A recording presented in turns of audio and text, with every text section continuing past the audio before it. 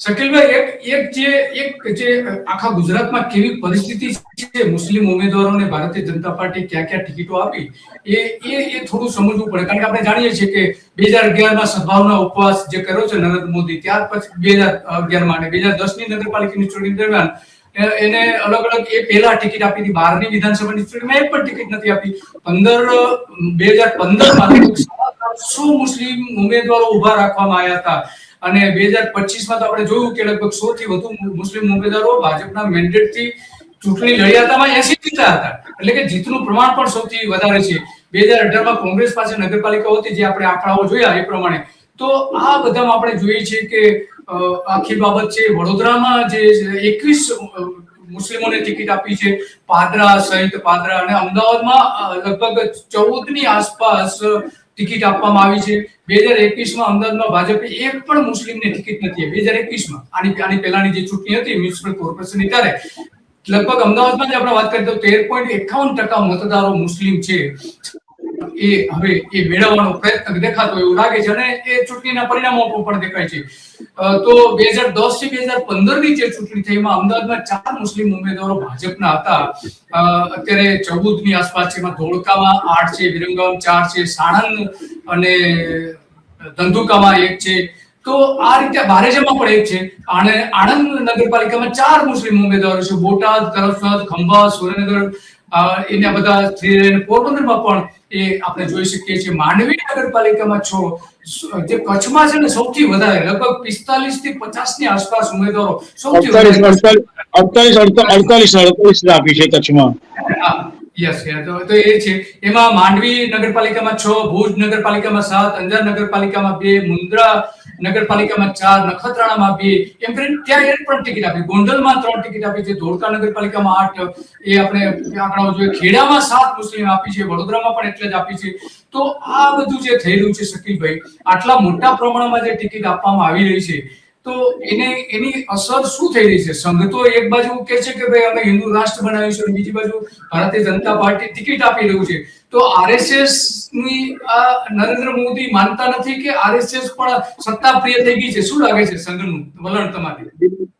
આપણે પેલા ફકીરભાઈ ને તમને વાત જે કરી હતી ને કે પરિસ્થિતિ એવી છે કે તમે સ્ટ્રીટ લાઇટના થાંભલાને પણ ટિકિટ આપો તો જીતી જાય. તો વિધાનસભા અને લોકસભામાં ભારતીય જનતા પાર્ટીના નામે મુસ્લિમોને ટિકિટ ન આપો એ પણ જીતી જ જાય. જો આ સ્થિતિ છે ગુજરાતની અંદર કે ભારતીય જનતા પાર્ટીનું સંગઠન અને સરકાર બિલકુલ ચાર્જમાં છે, ફૂલ બેટરી ચાર્જમાં છે, તો વિધાનસભા અને લોકસભામાં પણ ટિકિટ આપવી જોઈએ મુસ્લિમોને.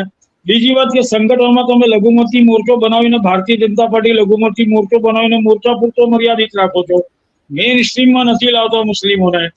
હવે આજે તમારો પ્રશ્ન છે દિલીપભાઈ કે આજે જે જરૂરિયાત કેમ પડી ગઈ ને શું એ રિએક્શન આવ્યા છે? નિશંકપણે રિએક્શન આવે છે. ભારતીય જનતા પાર્ટીના જે કમિટેડ હિન્દુત્વના વોટર્સ છે તે લોકો દ્વારા અંદર ખાને બહુ મોટા પ્રમાણમાં કચવાટ છે. કે જે રીતે મુદ્દો એ છે કે શહેરી વિસ્તારમાં કે મહાનગરપાલિકાઓમાં જે રીતે આપણે જોઈએ છીએ કે વડોદરા, રાજકોટ, સુરતમાં કોઈ ટિકિટ મહાનગરપાલિકાની ચૂંટણીમાં આપવામાં આવી નથી. તો એ અંદર ખાનેનો કચવાટ જે છે તે કચવાટ તો ઉભો થયો જ છે.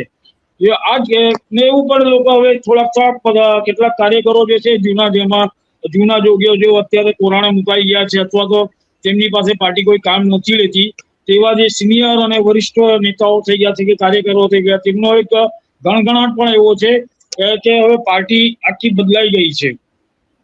પાર્ટીની જે વિચારધારા છે તે વિચારધારાથી પાર્ટી વિપરીત જઈ રહી છે. આમ તો છેલ્લા કેટલાક વર્ષોથી ભારતીય જનતા પાર્ટીએ જે કોંગ્રેસીઓ માટે, બીજી બધી પાર્ટીઓના નેતાઓ માટે લાલ જનમ પાથરી છે, તે પાથરી પછી તો ભાજપની જે કેડર બેઝની ઓળખ હતી તે ઓળખ તો હવે લગભગ એમ સમજો કે નામશેષ થઈ ગઈ છે. ને કેડર બેઝ પાર્ટીને શિસ્તબદ્ધ પાર્ટી તરીકેની જે થોડી ઘણી આબરૂ બચી છે તે આબરૂ પણ હમણાં તમે જુઓ છો. ને આપ શ્રી દ્વારા કેટલાક અહેવાલો પણ એમાં પ્રસિદ્ધ કરવામાં, વિડીયો પણ શેર કરવામાં આવે કે ક્યાં ક્યાં ભારતીય જનતા પાર્ટીના કાર્યકરો અને નેતાઓ દ્વારા જે ટિકિટની વહેંચણી છે તેમાં મોટા પાયામાં અસંતોષ સાથે વિરોધ પ્રદર્શનો અને બળવાની પણ સ્થિતિ ઊભી થઈ છે. ભારતીય જનતા પાર્ટી માટે સૌથી મહત્વની બાબત એ છે કે જે 4 પોકેટ એવા છે કે જ્યાં સૌથી વધારે મુસ્લિમ ઉમેદવાર ટિકિટ, એક તો કચ્છમાં, બીજું અમદાવાદમાં, ત્રીજું વડોદરામાં અને ચોથું ભરૂચ. આ જે 4 વિસ્તારો જે છે ત્યાં મેક્સિમમ આ રીતે ટિકિટો આપવામાં આવી છે. અને 4-4માં આપણે જાણીએ છીએ કે ભારતીય જનતા પાર્ટીનો જે એની સામેનો વિરોધ છે મોટા પ્રમાણમાં જોવા મળે છે. તો વિરોધમાં એને શંકા છે કે ઓછી બેઠકો મળશે એટલા કારણે મુસ્લિમ મત પણ એને મળે તો ફાયદો થાય. હવે કચ્છની આપણે વાત કરીએ દિલીપભાઈ, કચ્છના ભરૂચમાં પણ 19 ટિકિટો છે અને અમદાવાદમાં પણ 14 થી 18 ની આસપાસ આપવામાં આવી છે અને કચ્છમાં તો લગભગ 48 આપી છે. તો આ જે 4 પોકેટો છે એમાં આટલા મોટા પ્રમાણમાં લગભગ 100 જેવી તો આમાં જ થઈ જાય છે, 100 થી પણ વધારે થઈ જાય છે. તો કેમ આવું જે શહેરી વિસ્તારો છે અને ખાસ કરીને એને શંકા હોઈ શકે કે સત્તા જઈ રહી છે? જો આપણે કચ્છની શરૂઆત ત્યાંથી, કારણ કે ત્યાં સૌથી વધુ છે. કચ્છના જે ગામડાઓની સ્થિતિ ત્યાં બને છે, આપણે ત્યાં ભૌગોલિક સ્થિતિ જોઈએ ને, એ સરહદી વિસ્તાર છે અને સરહદી વિસ્તારના ગામડાઓમાં લગભગ મોટા ભાગના ગામોમાં હું ત્યાં ગયો છું. નખત્રાણામાં મારી વિઝિટ થઈ છે, બીજી બધી જગ્યાએ હાજીપુર સુધી હું ગયો છું. તો ત્યાં આપણે પરિસ્થિતિ જોઈએ છે દિલીપભાઈ ભૌગોલિક રીતે, એ નાના ગામડાઓ છે, 500, 800, 1000, 1200, 1500 સમથિંગ. એ ગરીબ વર્ગના લોકો ત્યાં છે ને લગભગ મોટા ભાગના જે છે ત્યાં 70 થી 80% મુસ્લિમો ગામડાઓનું વર્ચસ્વ છે. એટલે ત્યાં હવે ભારતીય જનતા પાર્ટી માટે બીજો કોઈ વિકલ્પ જ ન હતો, અથવા તો તે સીટો બધા ભારતીય જનતા પાર્ટીએ છોડી દેવાની હતી. એ તમે જેમ કીધું ને કે ભાઈ આ આંકડો, જીતનો આંકડો, અમે આટલા જીત્યા છે, એ જીતનો આંકડો દર્શાવવાનો પણ એક રાજકીય અભિગમ હોઈ શકે છે, અથવા તો રાજકીય ગણિત પણ હોઈ શકે છે.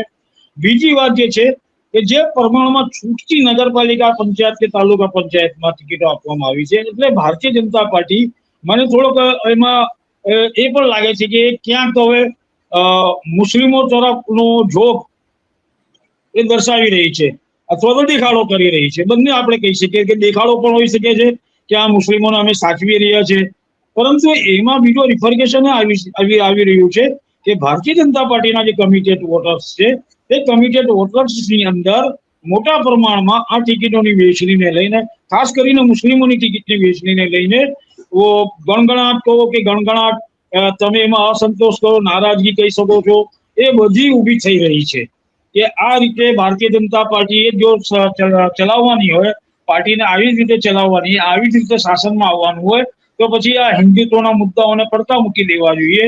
યુસીસી અને સમાન સિવિલ કોડ જેવા જે મુદ્દાઓ છે, જે સીધી રીતે મુસ્લિમો નહીં પરંતુ ઇસ્લામ ધર્મના પાયાકીય સિદ્ધાંત ઉપર હુમલો કરે છે, જે સીધી રીતે મુસ્લિમોનું જે પવિત્ર ગ્રંથ છે તે કુરાન ઉપર સીધો હુમલો કરે છે, તે બધી વસ્તુઓ ઉપર પ્રશ્નો પછી મુસ્લિમોની અંદર જે ભાજપમાંથી જે મુસ્લિમો ચૂંટણી લડી રહ્યા છે ને દિલીપભાઈ, તેમની સામે પણ થઈ રહ્યો છે કે એ લોકો આવા બધા જે મુસ્લિમોના જે મુદ્દા છે કે મુસ્લિમોના અન્યાય કરતા, અત્યાચાર કરતા કે સીધી રીતે ધાર્મિક ગ્રંથ ઉપર તરાપ મારતા મુદ્દાઓ સામે આ જે મુસ્લિમ ઉમેદવારો છે કે અથવા તો જે જીત્યા પછી પણ એ લોકો જે ચૂપ બેસી રહ્યા છે ને, તે લોકો સામે પણ બહુ મોટા પ્રમાણમાં મુસ્લિમ સમાજની અંદર ગણગણાટ છે અને મુસ્લિમ સમાજ કદાચ એ લોકોને સામાજિક રીતે ઇગ્નોર કરવાની પણ સ્થિતિમાં છે.